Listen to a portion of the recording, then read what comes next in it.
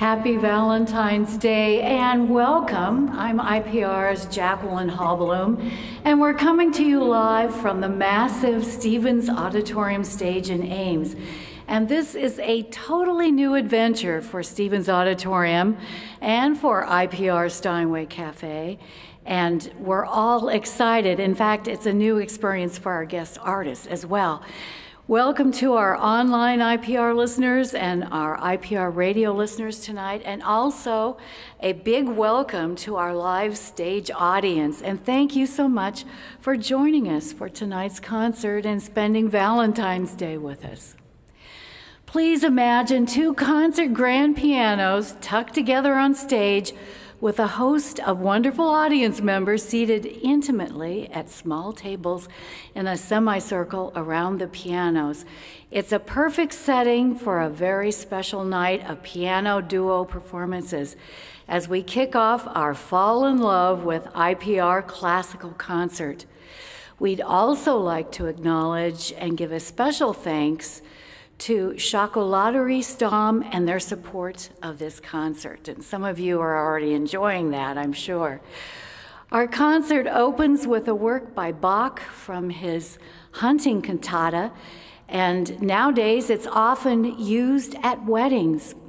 We're so fortunate to have joining us two incredible and internationally acclaimed pianists. They are distinguished members of the Luther College piano faculty. Please give a warm welcome to the Unison Duo, Huang and Xiao Hu, performing the music of Bach.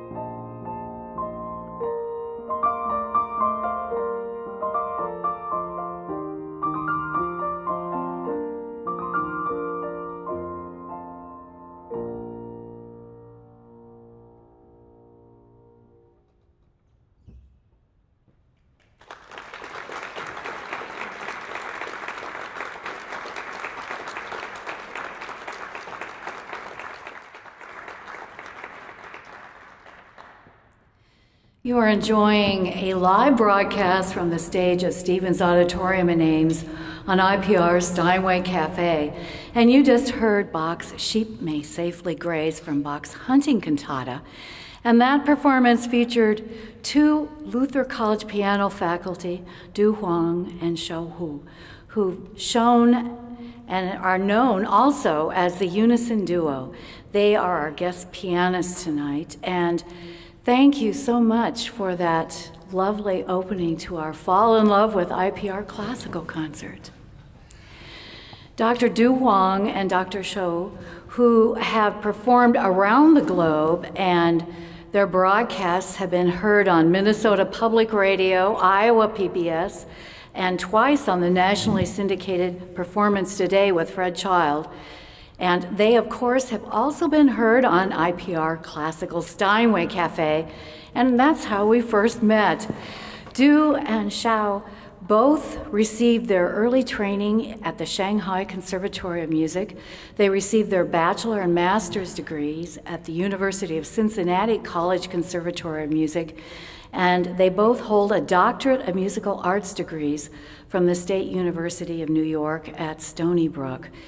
And Du and Xiao, you have carefully selected today's program, so tell us about your special insight on love. When I got an email from Jacqueline many months ago about proposing this idea of Valentine's concert, so I took the idea in a kind of broad view of love. Perhaps I'm gaining a little bit of age, not just thinking of my girlfriend or wife, but so be it. So I hope you tolerate my view, and so let me explain a little bit. I'm in the position of thinking human can live without love, but not as well. So then there are many kinds of love in human life. There is a spiritual awareness and grace and love. And for some, that's the best kind of love because it points to a whole world of possibilities that is not available to them otherwise. And then there is, I'm thinking about love of your, or use American slang, your own neck of woods, your backyard, your county, your state, your geography, or to the point your native country. We traveling just this morning from Decorah, and Decorah people intensely love where they are. Rural town with Norwegian heritage and proud to be it. So that is a lot of people's motivators and positive side of love, where they love their country, love their land. So you first heard a very short piece by Bach with, in a way, an example of spiritual grace. And then the next piece is going to be very long, about a half hour. It's composed by Sergei Rachmaninoff. To me, I was fascinated by Rachmaninoff for quite a few years. Was intrigued by his piano playing and his composition and so on, and also his life as an who lost his native land, who left Russia because of October Revolution in 1917, and when the communism took over that country, he feel he and his family cannot sustain a life there. So he left, and for 26 years he lived in mostly America, but feeling dried up by not living in his native soil. So this, in a way that I picked the Rachmaninoff's pieces as a way of expressing that strong bonding with your native soil. Maybe Xiao can list a little bit of our movements for online listeners. Yes, sure, of course. So Opus 11, 6 morceaux. I think the term morceau means a short literary or musical piece. So basically 6 small pieces, even though they're not small, and you will find out when you start to listen. It was composed in 1894, and it was considered among the finer compositions of Rachmaninoff's youthful period, following his studies at the Moscow Conservatory. So the first opener is called Barcarolle. Barcarolle is basically a boat song. It's written in G minor, and it's very dark and mysterious. It has this gentle rocking rhythm, kind of depicting a gondolier navigating the evening canals, if you can imagine. Follow that, we have a scherzo, which is written in D major, very energetic and brilliant with a relentless rhythmic drive. The third piece is theme Russian, or Shensang Russian. It's a set of variations on an unknown folk song. The piece begins very quietly, but builds very quickly into a majestic variation in which the theme is heard against a rushing counterpoint of 16th notes from underneath. Next, we have this beautiful waltz, or the valse. It's kind of like Chopin, but the style is certainly that of Rachmaninoff's his own. It possesses a certain power that is different from the graceful Viennese waltz and the ruminations of Chopin's waltz. Number 5 in the set is Romance. It is written in C minor, very passionate, with a particularly beautiful and haunting principal theme, and that seems to kind of anguish over some grief. Maybe not our common imagination of a romance would sound like, but there are some brief moments of light that shine in the middle. Lastly, we have Glory, or Slava in Russian, closes the set.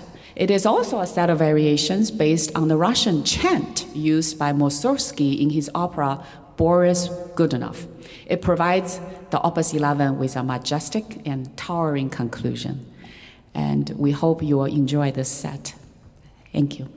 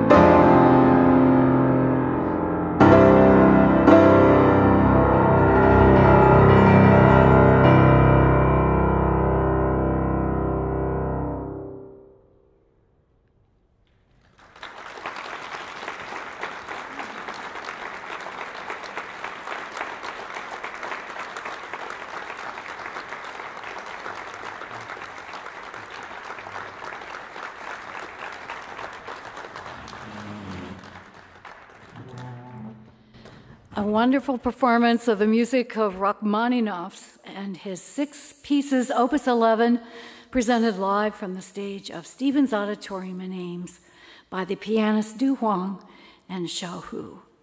Excuse me. Thank you so much for that wonderful performance. You're listening to IPR's Steinway Café. Excuse me.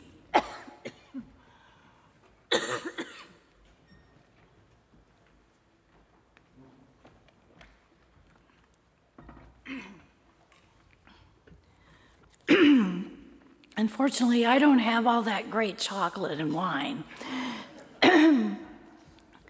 Before we go any further, we really have to acknowledge this beautiful hall and stage from where our live audience is sitting and where we're broadcasting live, Stevens Auditorium in Ames. And it was a big dream, a part of James H. Hilton. He was an ISU grad and the president of ISU from 1953 to 65. And he collaborated with C.Y. Stevens in a big fundraising kickoff where C.Y. Stevens donated $1 million to get the thing started. The Stevens Auditorium opened in the fall of 1969 with a week-long 5 performances by the New York Philharmonic. Can you believe it? It was an incredible opening. The building of Stevens Auditorium was not only a gift to Ames area, but for our entire state. Just think about some of the incredible musicians who have graced this stage, including our 2 pianists tonight, Leonard Bernstein, Andre Previn, Nadja Salerno-Sonnenberg, Yehudi Menuhin, Zubin Mehta. The impressive list goes on. And in fact, last night, My Fair Lady was here, and they brought the pianos up for tonight's concert at 3 a.m. this morning. So Stevens Auditorium really gets things done. In addition to Stevens Auditorium, also right around 1969 through 71, the Ames International Orchestra Festival Association was formed, and their mission was to bring the world's greatest orchestras, conductors, and soloists to their annual festival. And they're still going strong today, and they are known by the initials AIOFA. And people pronounce it, but I'm not exactly sure how they do it. But we even have one of their members with us today, Mr. Wilson. Thank you so much for joining us. This year, they are welcoming the Lviv National Philharmonic Orchestra of the Ukraine under the direction of internationally renowned conductor Theodore Kukar. Plus, they are bringing in the famous Ukrainian pianist Oksana Rapita, and she is going to play the Piano Concerto No. 1 in D minor by Brahms with the orchestra. You can still get tickets to this concert. It's Friday, March 3rd, and it's going to be right here at Stevens Auditorium. Many thanks to the AIOFA for keeping the Stevens Auditorium and the orchestra tradition alive, and also to the Ames Town and Gown for fostering chamber music here in Iowa. And we're so fortunate to have wonderful organizations like this in our state carrying the classical music torch forward. So thank you so much. You're listening to IPR Steinway Café with our wonderful guest musician pianists Huang and Xiao Hu. And we're broadcasting live from the stage of Stevens.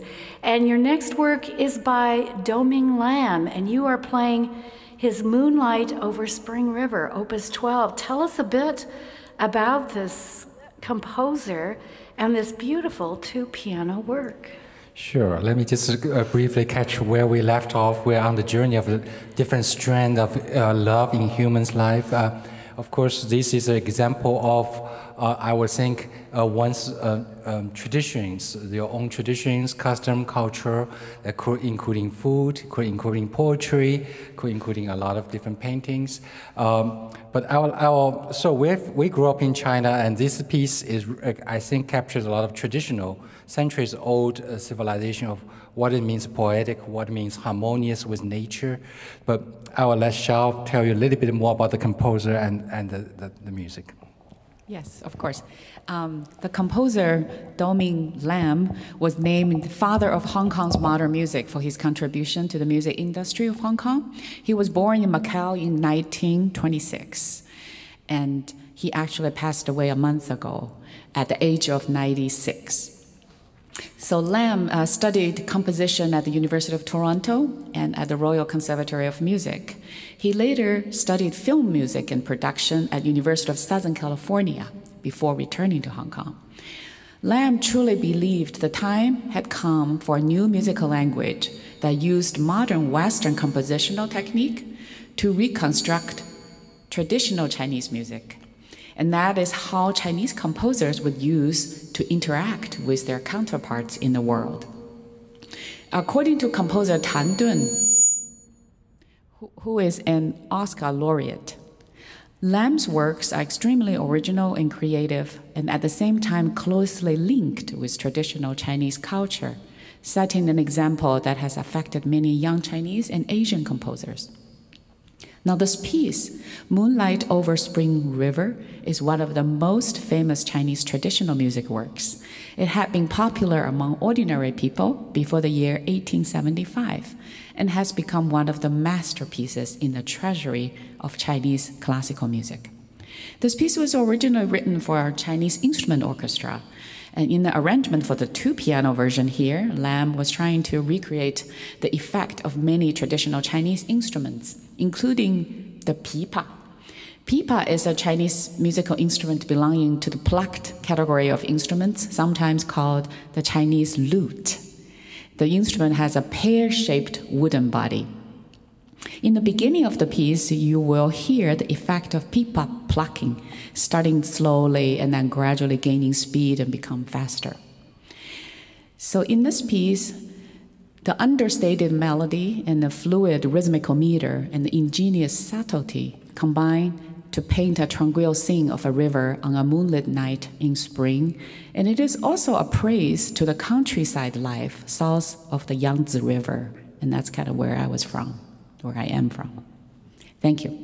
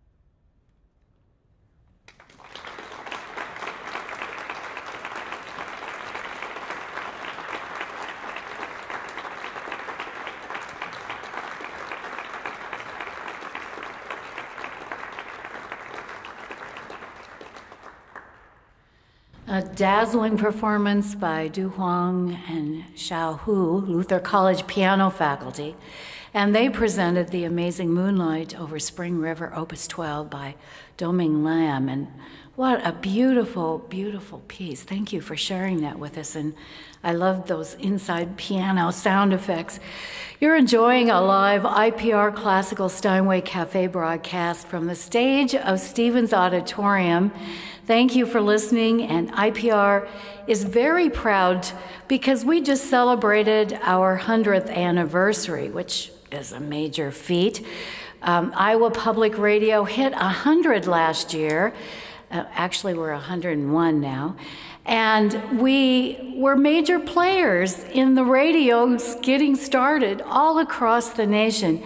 And in fact, WOI in Ames was instrumental along with WSUI in Iowa City. And they were part of the first set of radio stations in the nation to be granted broadcasting licenses in 1922.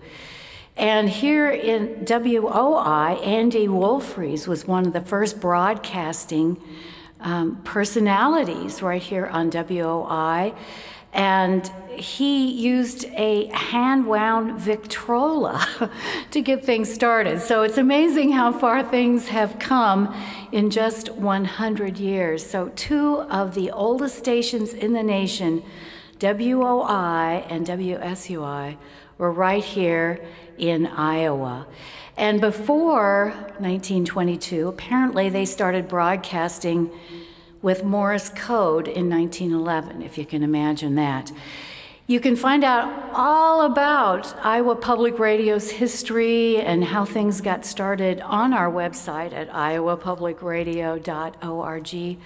And you can hear about the music shop and the book club and some of these early shows that carried on for a long time. In fact, the music shop was on for 80 years. And Charity Nebby's dad, apparently, was in a group that performed live right here on WOI radio, classical, and before, I guess, the 1937s, it was all live programming on these radio stations. So you can find out more. You can hear a Charity Nebby discussion that she had on Talk of Iowa. Plus, there are also 9 podcasts on our website. So we hope you take a peek at it and find out more about how we are 101 years old. And this is the last day of IPR's Member Appreciation Week, and tonight is a great opportunity to mention IPR, not only that we made it to 100 years, but that our members are the backbone of Iowa Public Radio, and they have helped support and keep this incredible music like we're hearing tonight, and the strong local journalism on Iowa Public Radio strong. So thank you so much for your support, and thank you to those of you who came to tonight's wonderful concert. Well, before we get going any further, we'd like to give a shout out to IPR's executive director and our fearless leader, Myrna Johnson. And thanks for supporting classical music and leading IPR through the pandemic. We appreciate that.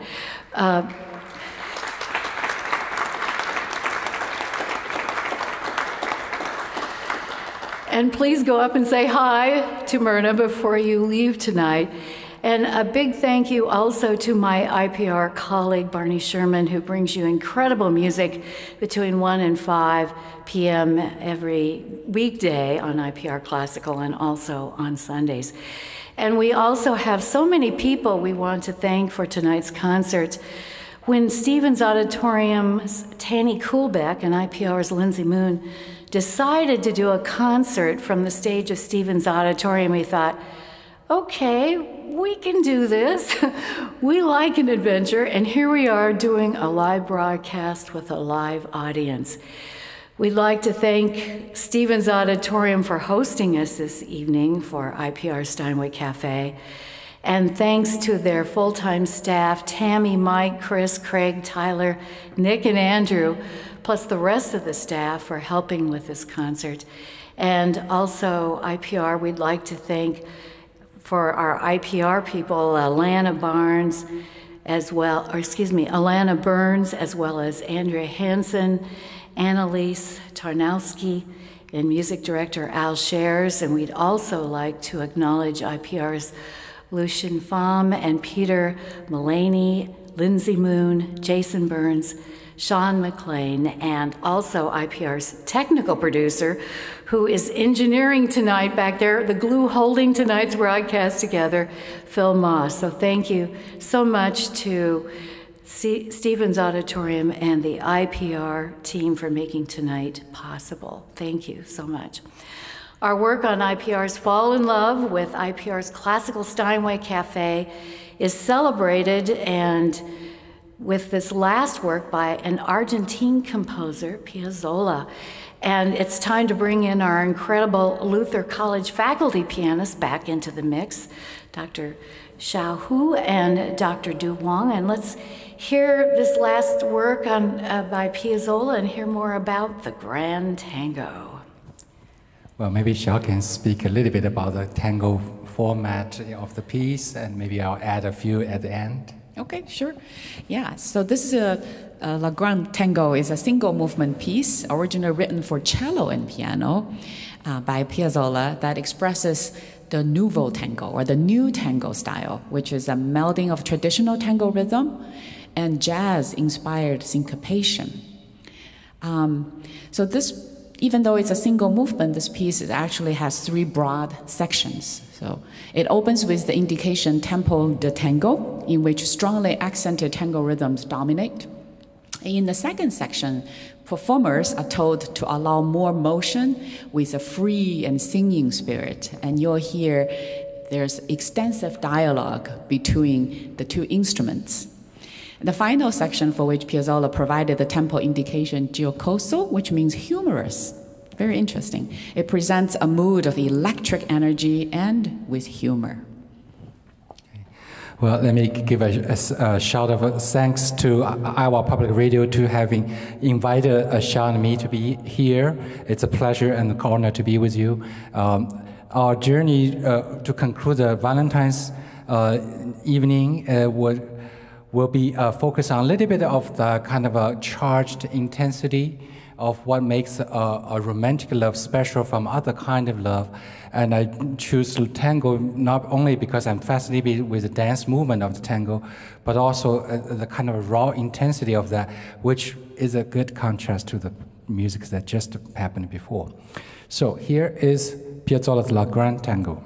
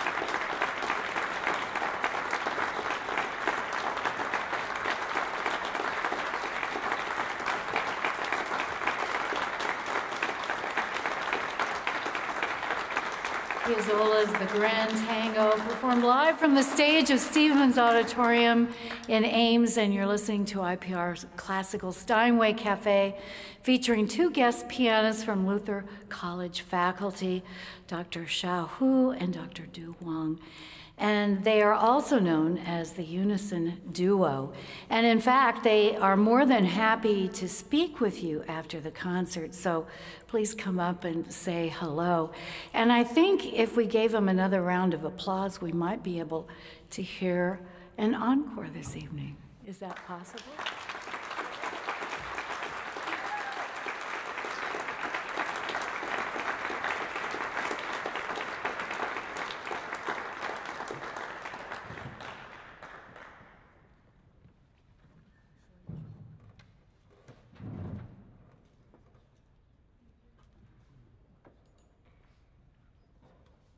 Well, why not complete our circle of symmetry, coming from Bach and return to Bach.